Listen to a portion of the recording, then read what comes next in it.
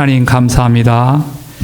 지난 1년도 참으로 하나님과 하나님의 그 은혜로 살았던 한 해였습니다. 이제 마지막 달을 맞이합니다. 이 한 달을 잘 정리하고 또 새롭게 맞이할 그 새로운 은혜를 고대하며 살기를 원합니다. 오늘 주님 주의 말씀을 이제 나누려고 합니다.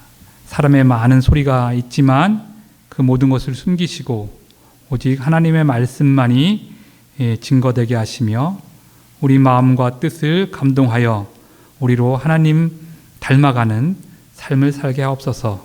예수님 이름으로 기도했습니다. 아멘.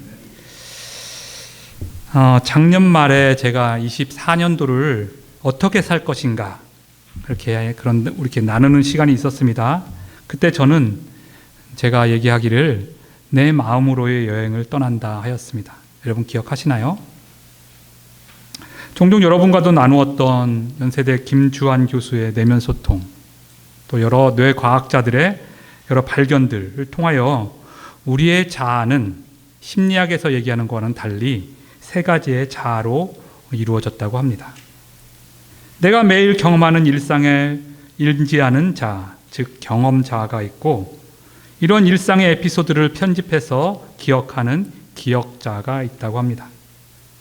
이 기억자가 쌓여있는 이 기억자로 쌓여있는 수많은 파편들이 기억으로 남아 우리의 세계관을 형성한다고 합니다. 그 가치관에 따라 우리는 오늘도 살아가고 있고 또 판단하고 결정하고 그렇게 살아갑니다. 이 두 자아와는 별개로 완전히 다른 자아, 제3의 자아가 있습니다. 그것은 배경자아라고 하는데 우리가 살아가며 인식하고 결정하고 기억하고 이 모든 것을 알아채는 근본적인 나, 찐 자아라 할 수 있는 배경자아입니다. 이는 마치 이와 같습니다. 내가 손에 지금 사과를 들고 있다고 생각해 보십시오. 나는 이 사과를 보고 있습니다. 아주 빨갛고 탐스럽고 먹기도 보암직한 그런 사과입니다. 그것을 보고 있습니다. 이 보고 있는 자아는 경험 자아입니다. 근데 이 빨간 사과는 내가 언젠가 먹었던 기억이 납니다. 그러면 내 몸은 여기에 반응을 해서 나도 모르게 침이 고이게 됩니다. 내 기억 속에 있는 사과예요. 이거는 내 기억 자아가 작용을 하고 있는 겁니다. 자, 이 모든 상황을 지켜보는 자아가 있어요. 조용히 그것을 인지하고 있는, 알아채는 그 자아가 바로 배경자아입니다. 이 배경자아는 항상 평화롭게 나를 알아채며 바라보고 있는 것입니다. 여기서부터 제 마음 여행은 시작되었습니다. 하나님은 말씀으로 세상을 창조하셨습니다. 우주 모든 만물이 그 말씀에 순종하여 만들어집니다.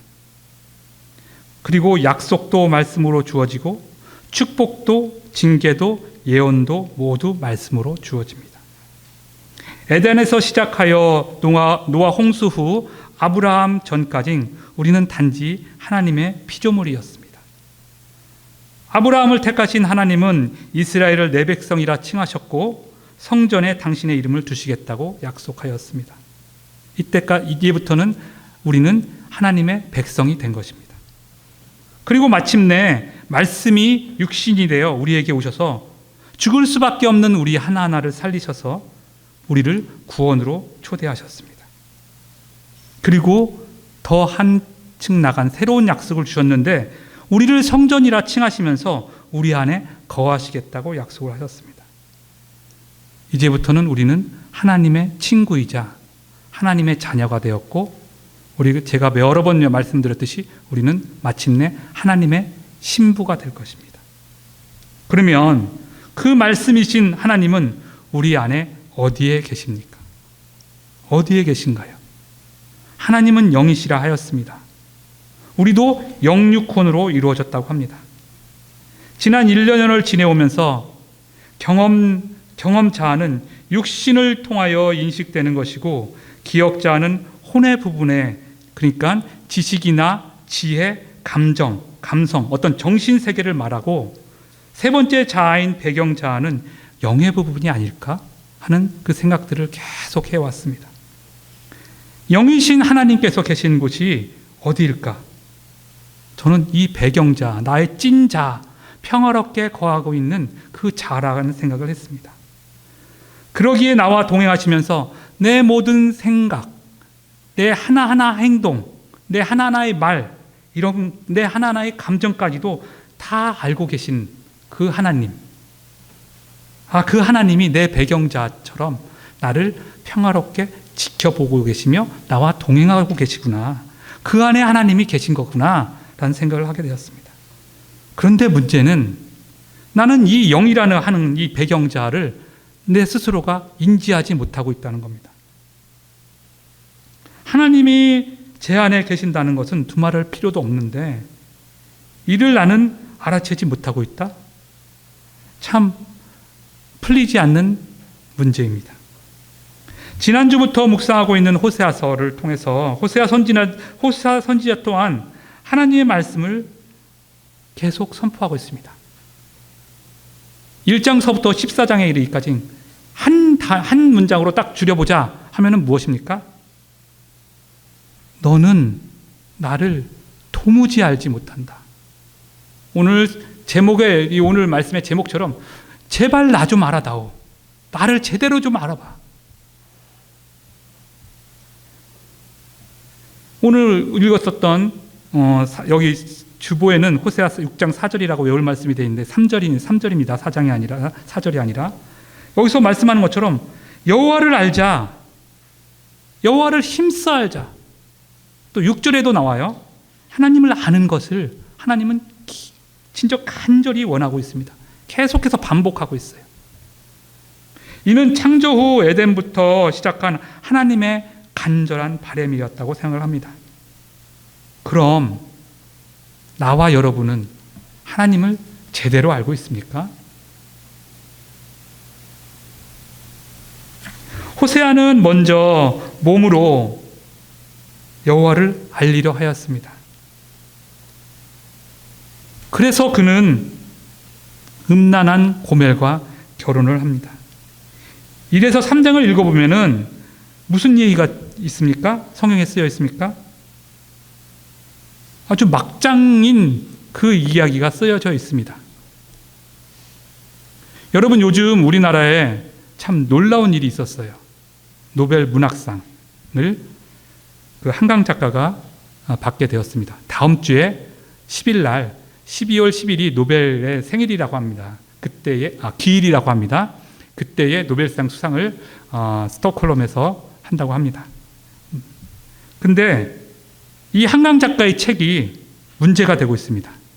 청소년들에게 유해하다, 아니다 하고서 논쟁이 되면서 도서관에서 이거를 빼야 된다, 퇴출해야 된다, 말한다, 이런 아주 논란이 있습니다. 물론 거기에 그만한 그런 요인들이 있습니다. 그렇다면 성경은 어떻습니까? 그리스 로마 신화는 어떻습니까? 거기에 얼마나 많은 논쟁거리들이 될 수 있는 대목들이 있습니까? 막장들이잖아요. 참 우리의 생각은 다양하고 우리의 생각은 서로가 많이 다릅니다. 그러하기에 우리는 더 이 다양한 속에서 살아갈 수 있어야 되는 것입니다. 어쨌든 이 고멜은 세 남매를 낳습니다. 그 자녀들의 이름은 참 참담합니다. 첫째가 이스라엘이에요. 하나님이 흩어버리시겠다. 둘째는 로루하마, 불쌍히 여기지 않겠다. 그 다음에 셋째는 로암미, 내 백성이 아니다.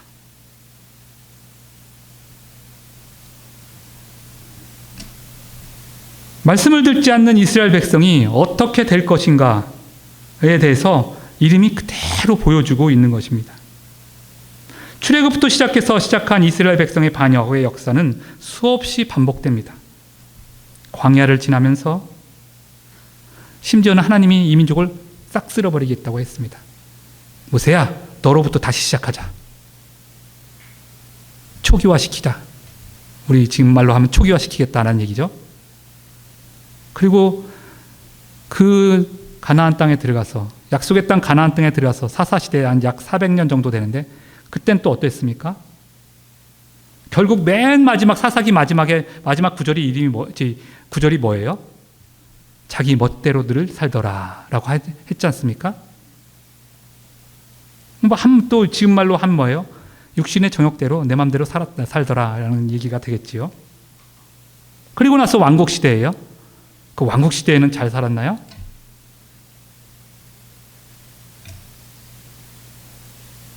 참 별반 다르지 않습니다. 그렇죠? 그러면 지금은 여전합니다. 우리는 변함이 없어요. 그렇죠? 그 옛날 에덴에서 아담과 하와가 선악과를 따먹고, 그 따먹었던 선악과가 보암직도 하고 먹음직도 하고 1차원적이잖아요. 육체적이잖아요. 그렇죠? 이게 뒤에 거랑 연결이 될 겁니다. 참 여전히 우리는 이 육신적인 것에 자유롭지가 못합니다. 요새는 더 심합니다. 아주 극상에 와 있는 것 같아요. 이 보여지고 만져지고 느껴지는 우리의 이 감각적인 것들에 아주 극상에 와 있는 것 같아요. 아니 그거에 그냥 쉽게 끌려다녀요. 그렇죠? 이게 내가 끌려다니고 있는지조차도 모를 지경입니다. 호세아와 결혼한 르우멜은 이제 완전한 새 사람이 될 수가 있었습니다. 그러나 그녀는 그 옛 습관을 쉽게 버리지 못합니다. 아이를 셋이나 낳았건만 다시 돌아갑니다. 또 하나님은 또 그녀를 불러오게 합니다. 여기에서 우리는 하나님의 은혜를 깨닫게 되죠.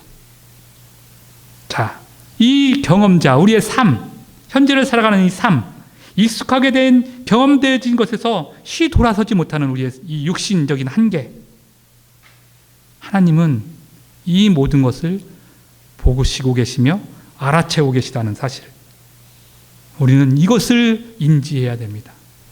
잊지 말아야 되고, 우리는 만약에 그 길로 가고 있다면 회개한다는 것은 그 길에서 180도를 돌린다는 얘기예요. 가던 길을 멈추고 완전히 돌아서서 반대 방향으로 간다는 얘기입니다. 회개의 진정한 의미는 그것입니다. 적당히 교회에 참석하면서 말씀 읽으면서 기도 생활하면서 하던 일 그대로 하는 것이 아닙니다. 이것이 힘써 여호와를 아는 첫 번째인 것입니다. 자, 이제 두 번째, 우리의 기억, 즉 지성이라 할 수 있는 것, 감성이라 할 수 있는 것에 대해서 우리는 얼마나 많은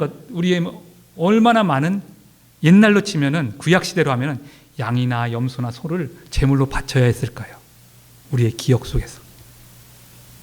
어제인 기억을 오늘 회개하기 위하여 우린 말씀에 비추어 보기도 하고 삶의 흔적들을 되돌아보기도 하고 찬양하고 기도하고 예배해서 그것들을 처리하곤 합니다.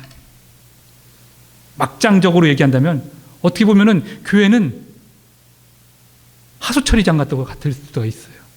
우리의 그런 폐기물과 같은 그런 것들을, 그런 기억들, 잔재들, 지난 일주일 동안 살아왔던 것들을 여기 와서 다 정화시키려고 하는,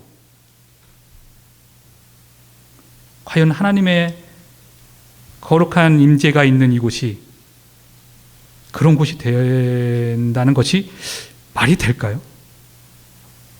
근데 심지어는 우리는 무디어져서 합리화시키고 그거를 무시해버려요. 왜냐하면 늘상 있어 왔던 거니까. 이런 기억의 조각들이 모여 내 지성과 감성이 이루어진 것입니다. 어찌 보면 현재의 경험들의 산물이라 할 수 있다고 생각합니다. 내가 오늘 하루 경험했던 것들이 편집되어서 내 기억 속에 남고 그 기억은 쌓여져서 나의 가치관으로, 세계관으로, 나의 말과 행동으로 자연스럽게 나오고 있는 거죠.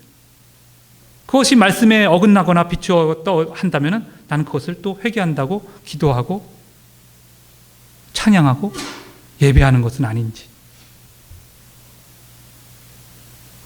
자, 그렇지만 호세의 선포를 보면은 아마 이런 걸로 생각을 하다 보면 그 이스라엘 백성들은 아마 이렇게 생각했을 거예요.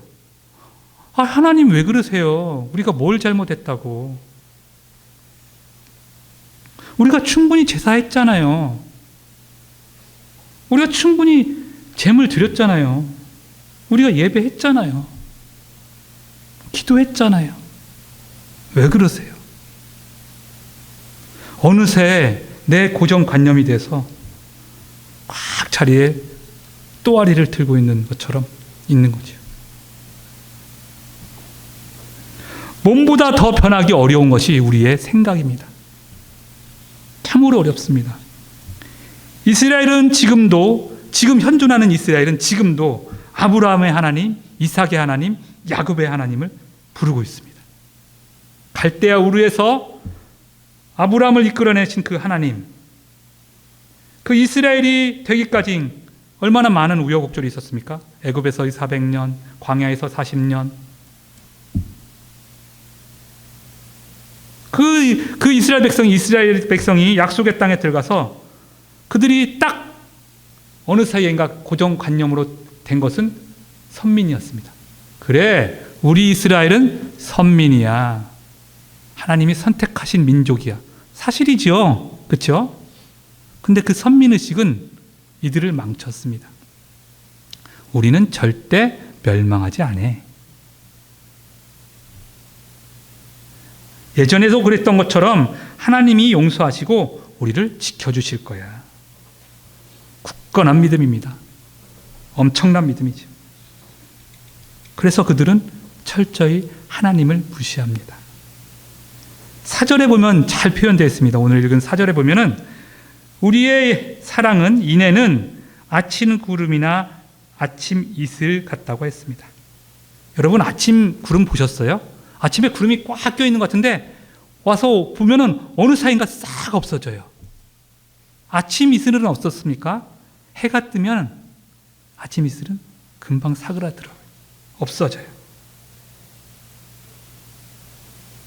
어제 뉘우치고 돌아서서 지금 바로 이 순간 나는 어제와 같은 똑같은 일을 합니다.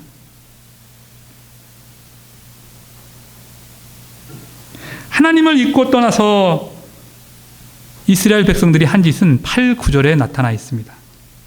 길앗과 세겜이 무슨 장소였는지 아세요, 여러분? 이스라엘 땅을 점령하고 나서 6군데인가요? 5군데인가 딱 성을 정해줬어요. 도피성. 실수로 살인당한 사람이 혹시나 억울하게 또 다시 살인당할까 봐 그곳에 도망가서 피해 있으라. 그리고 나중에 재판해보자. 다시 생각해보자 했던 곳이에요. 근데 여기에 이 호세아 선지자가 하는 말은 뭐냐면 이 도피성은 도망자를 보호하는 곳인데 도망자를 보호하기는커녕 7절 보면은 어떻게 말씀하고 있습니까? 아담처럼 언약을 어기고 하나님을 반역한 것처럼 사람을 죽여 핏자국이 가득하게 하였다고 합니다.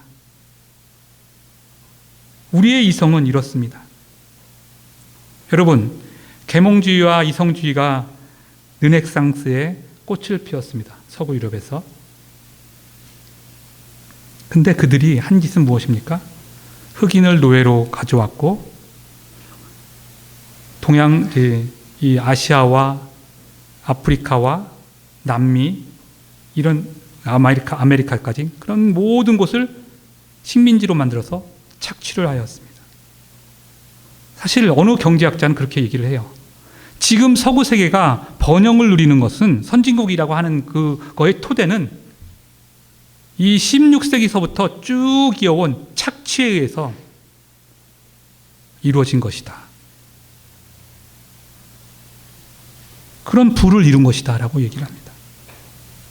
또한 그 이성과 지성이 무엇을 만들었습니까? 전국적으로 세계 1, 2차 대전을 만들었습니다. 우리가 많은 사람들이 추앙하는 과학은 어떻습니까? 지금도 전쟁에 첨단의 무기들이 쓰여지면서 많은 사람들을 죽이고 있습니다. 우리가 지금 누리고 있는 이 스마트폰 어디서부터 나왔습니까? 군사용으로 먼저 개발된 것들입니다. 그것들이 이제 실생활에 적용되어 가지고 우리 지금 생활을 편하게 한다고 하지만 처음의 시발은 뭐였냐면 어떻게 하면 사람을 많이 죽일까 하는 군사적인 목적으로 개발됐다고 합니다. 많은 얘기들이 합니다. 그래, 종교가 문제야. 이념이 문제야. 과연 그런가요? 그 이면에 우리는 부인할 수 없습니다. 근본적인 문제가 있습니다. 물론 틀린 말은 아니에요. 하지만 우리의 불안정한 이 이성과 감성, 거기에 더하기 우리의 끊을 수 없는 욕심, 이것이 있는 더 문제라고 봅니다. 먼 과거 우리 조상 아담은 하나님처럼 되고 싶어서 선악과를 딱 따먹었습니다. 그 문제적 결정이 우리의 한계이며 욕심입니다. 여러분의 생각을 여러분이 마음대로 조종하나요? 나 이렇게 생각하고 싶어. 막 해서 그게 생각을 하면은 그 생각이 자동으로 막 그쪽으로 막 생각되는 것 같죠? 근데 솔직하게 말하면 내 생각 내 마음대로 못해요. 나도 모르게 막 생각이 꼬리에 물고 막 날개, 두 날개 막 여러 날개 다른 것 같아요. 막 이곳 갔다가 저곳 갔다가. 욕심도 마찬가지잖아요. 아닌 척 하지만 어느 사이엔가 내 마음 나로 가득합니다. 어찌 보면 우리의 우상은 보여지는 우상이라고가 아니라 내가 우상일 수 있어요. 그게 더 정확한 표현이라고 생각해요. 내가 하나님 되고자. 아직도 우리는 천동설적이에요. 모든 세계가 나를 중심으로 돈다고 생각해요. 제가 늘 몇 번 얘기했듯이 코페르니쿠스적 대변혁을 우리는 해야 돼요. 그게 진정 거듭남이라고 저는 생각을 합니다. 저도 똑같습니다. 이 신앙적인 고백이기도 해요. 제 고백이기도 해요. 자, 근데 이 지성과 이성과 지성이라고 하는 것들이, 감성이라는 것이 얼마나 편협하고 얼마나 쉽게 왜곡되어지고 얼마나 고집불통인지 우리는 알아야 돼요. 자, 띄워주 주십시오. 이 노래를 아시나요?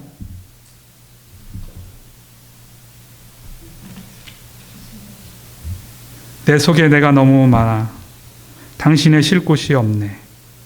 내 속엔 헛된 바람들로 당신의 편할 곳이 없네.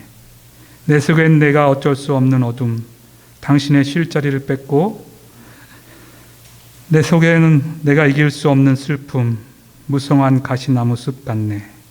바람만 불면 그 메마른 가지 서로 부대끼며 울어대고, 쉴 곳을 찾아 지쳐 날아온 어린 새들도 가시에 찔려 날아가고, 바람만 불면 외롭고 또 괴로워 슬픈 노래를 부르던 날이 많았는데, 내 속엔 내가 너무도 많아서 당신의 쉴 곳 없네. 바람만 불면 그 메마른 가지 서로 부대끼며 울어대고, 쉴 곳을 찾아 지쳐 날아온 어린 새들도 가시에 찔려 날아가고, 바람만 불면 외롭고 또 괴로워 슬픈 노래를 부르던 날이 많았는데, 내 속엔 내가 너무도 많아서 당신의 쉴 곳 없네. 누구 노래예요? 누구가 히트를 치게 만들었어요? 조성모의 가시나무. 말씀하신 대로 원래 시인과 촌장 그 한 멤버였던 그 하덕규, 지금은 목사님이 되셨다고 합니다. 그분의 신앙 고백적인 노래입니다. 제 심정이기도 해요. 이번 한 해를 살아오면서 제 자아를 찾아가면서 그래, 이 노래가 가장 제 마음에 와 닿았습니다. 자, 그러면 세 번째로 나아가 보겠습니다. 내 영이라 할 수 있는. 이건 정확한 것은 아니에요. 제가 그렇게 적용하고 해석하고 있을 뿐입니다. 배경자에 대해서 한번 나눠보도록 하겠습니다. 내 안에 나로 가득하여 하나님이 계실 곳이 없다. 적절한 표현 같아요. 딱 제 상태입니다. 이 말이 제 마음 여행을 하면서 더욱 절실히 다가오는 소리입니다. 도무지 내 영은 어디에 있으며 나는 이를 인지하고 있는가? 라는 생각이 지금도 머릿속을 맴돌고 있습니다. 시인의 고백이 저의 솔직한 고백이기도 합니다. 조용히 머물러 모든 생각을 내려놓고 내 찐 자아와 성령님이 깊은 교제를 하는, 만남을 갖는 그러한 세계로 나아가고 싶습니다. 여러분 아세요? 라헬이 이삭의 와이프잖아요. 라헬이 올 때에 그 밧단 아람에서 며칠에 걸쳐서 한 2주를 거쳐서 오겠죠. 올 때 이삭이 하고 있었던 일이 뭐라고요? 빈들로 나가서 하나님을 묵상하고 있는 거예요. 그 당시에 성경이 있었겠습니까? 우리의 많은 신앙의 선배들이 저 외지 그런 사막이나 이런 데 가서 깊이 묵상을 하면서 했던 일들을 생각해 보십시오. 우리가 잃어버린 게 하나 있어요. 지금 현대 신앙에 있어서 이런 영성적인 거, 하나님과 깊이 만나는 거, 내 안에 계신 하나님과 깊이 만나는 것을 잊어버렸어요. 우리는 너무도 지금 많은 수사학적인, 그냥 포장하고 포장된 많은 설교들로 넘쳐납니다. 많은 학문적인 접근들로 가득합니다. 하나님의 말씀은 딱 여기 주어졌는데 이 말씀은 안 보고 그냥 많은 설교와 많은 해석들과 넘쳐나는 주석과, 물론 뛰어나게 그들은 그것들의 내용을 읽어보면 그래 이렇게 하나님은 말씀하신 거구나 우리가 이해가 가기도 해요. 근데 하나님의 그 고갱이는 잊어버리고 거기에 포장지들만 보고 있는 것은 아닌지. 제가 이번에 말씀을 읽으면서 하나 딱 깨달았던 것 중 하나 말씀이 창세기 6장 3절입니다. 여호와께서 이르시되 나의 영이 영원히 사람과 함께 하지 아니하시리라. 이 말씀을 딱 읽었을 때 충격적이었어요. 하나님이 영이 이젠 너희와 함께 하지 않겠다. 창세 후 가인이 아벨을 죽이고 타락한 인간이 막 사람의 아들들, 사람의 딸들과 하나님의 아들들이 막 결혼해서 막 낳고 그거 나오다가 6장에 딱 이르러 이 말씀이 나온 거예요. 내 영이 너희와 도무지 이제 함께 하지 못하겠다. 그 전까지는 그렇다면은 하나님의 영이 분명히 우리 사람 안에 있었던 거예요. 함께 했던 거예요. 근데 더 이상 못하겠다. 근데 감사하게도 이것을 영어 성경으로 읽어보면 이 부정이 같이 하지 않겠다 하는 이 부정이 부분 부정이에요. Not always예요. 그러니까 있을 수도 있다는 얘기가 되는 거잖아요. 이 감사한 말씀이 그래서 예수님이 오신 후에 예수님이 그렇게 말씀을 하신 거예요. 너희가 나를 영접하면 내가 너희 안에 들어가서 너와 함께 있을게. 내가 보혜사를 보내줄게. 그러신 거예요. 근데 우리는 여전히 이 일차적인 이 육신에 매여서 아니면 내 혼에 매여서 그거에 휘둘려서 살아가고 있는 것은 아닌지. 지금 얼마나 이 세상에 보는 것, 느끼고 즐기는 것 모든 것들이 얼마나 1차원적이에요. 육신적이에요. 근데 좀 더 나가면 2차원적으로 넘어갑니다. 인문적인 거, 예술적인 거. 그러면 이것은 과연 하나님 말씀적인가요? 거기서 물론 만족하고 평화를 얻을 수 있습니다. 하지만 이 전쟁, 이 고통들, 이 슬픔들은 어떠합니까? 내 안에도 많고 내 밖에도 너무 많고 나도 많고 너도 많고 물질들로 꽉 들이쳐서 사방을 둘러싸고 있고요. 위아래도 꽉 덮어버렸어요. 아무리 사방 위아래를 다 돌아봐도 구멍이 안 보여요. 그냥 세상 물결이 흘러가면 흘러가는 대로 나는 그에 따라서 주렁주렁 그냥 흘러가는지도 모르고 흘러가는 그런 모양 같아요. 여러분, 저는 이제 50이 넘어서 그런지 갱년기가 돼서 그런지 작년 올해 한 해 참 좌절스러운 일들이 참 많았습니다. 내 마음적으로 영혼적으로 너무 좌절스러운 일들이 많고 인생이 무의미하다. 우리 꽃 피우려고 하는 우리는 해당하지 않아요. 그냥 마음껏 꼽히면 돼요. 참 무의미하다. 갱년기 증상인가? 그런 생각도 했는데 이런 것을 생각하면서 참 그런 생각을 했습니다. 이 혼란스럽고 이 복잡다난한 이 세대에 우리는 하나님의 영과 만나야 됩니다. 하나님의 영으로 들어가야 됩니다. 하나님의 영을 내 안으로 초대해야 됩니다. 잃어버린 평화를 회복해야 합니다. 내 몸과 혼을 바라보시는, 그러면서 미소 짓고 계시는 그 평화의 하나님, 평강의 그 하나님은 나와 함께 하시겠다고 이미 약속을 하셨고, 어쩌면 내 영혼의 그 어느 한 구석에 한 다락방일 수도 있어요. 아니면 지하실일 수도 있어요. 거기에 쫓겨가서 조용히 안타깝게 계실 수도 있습니다. 그분을 여러분 마음, 여러분 영혼의 한 가운데로 모셔드려야 합니다. 이것이 힘써 하나님을 알아가는 인생이라고 저는 생각합니다.